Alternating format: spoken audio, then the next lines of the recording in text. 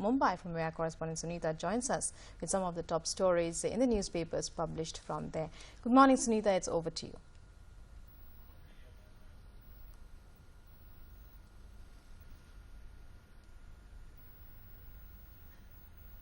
A very good morning and welcome to Press Review from Mumbai with me, Sunita Bhatt. Now let's see what the top dailies and tabloids have in store for us today. To begin with, all major newspapers here have flashed reports about how rain showers have continued to spell havoc in Mumbai as the city witnessed a landslide at Antop Hill in Wadala. Hindustan Times reported that 2 persons died in the incident while 1 was amputated and 3 were feared trapped under the debris. The paper says that 9 fire engines and the National Disaster Response Team was rushed to the spot to carry out rescue operations. HT says further that the injured were admitted to the Sion Hospital for treatment. Meanwhile, a related report in the midday carries a story with the headline, 13-day-old baby saves the day for family trapped in avalanche.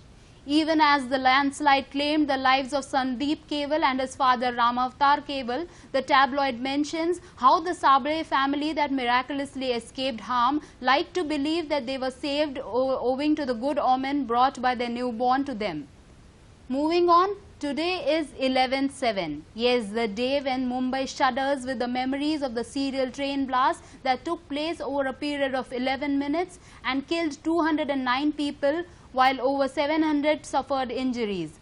The Daily News and Analysis gives a sneak peek into the security systems in the city that will soon witness an upgradation.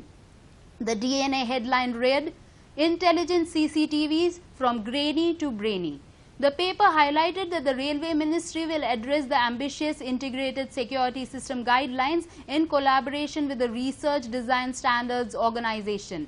Meanwhile, another adjoining report in DNA suggested that the city's suburban railway stations continue to be as vulnerable as they were 7 years ago. The paper lamented how CST, Churchgate, Mumbai Central, Dadar, Bandra and Borivali stations, which were surveyed, had door-framed metal detectors but were very easy to bypass. DNA also reported how X-ray baggage scanners were functional only at a few stations. And in other news, education in private schools in the city might soon get cheaper. Marathi newspaper Lokmat carries a report about the ambitious plan to halt spiraling fees in private educational institutes and is to soon get a nod from the president.